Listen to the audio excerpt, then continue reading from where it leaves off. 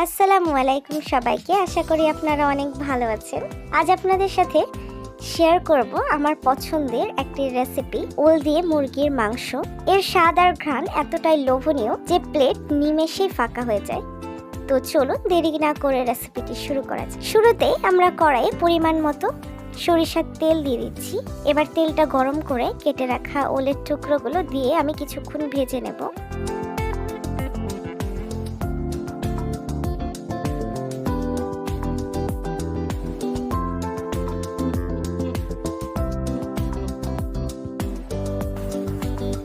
ভেজে নেওয়ার পর আমি সেগুলো তুলে রাখবো।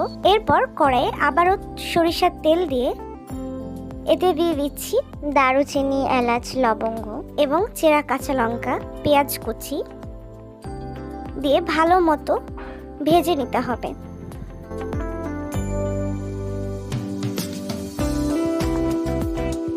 ভেজে নেওয়া হলে এর মধ্যে দিয়ে দিচ্ছি আদা রসুনের পেস্ট। আদা রসুনের পেস্টটা কিছুক্ষণ কষিয়ে ওর মধ্যে দিয়ে দিচ্ছি স্বাদ মতো লবণ এবং হলুদ গুঁড়ো, ধনে গুঁড়ো, জিরে গুঁড়ো। সব মশলাগুলো দিয়ে মশলাটি খুব সুন্দর করে কষিয়ে নিতে হবে। মশলা থেকে তেল ছেড়ে দিলে এর মধ্যে দিয়ে দিচ্ছি মুরগির মাংসের টুকরোগুলো।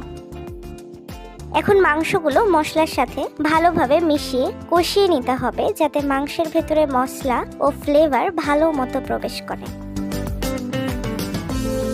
সামান্য পানি দিয়ে নেড়ে চেড়ে ঢাকা দিয়ে দেব।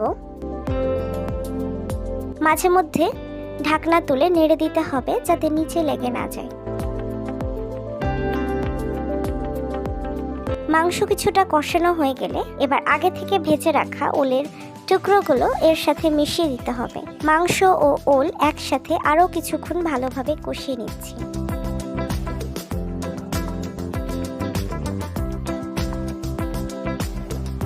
এবার গ্রেভি বা ঝোলের জন্য পরিমাণ মতো পানি দিয়ে দিচ্ছি।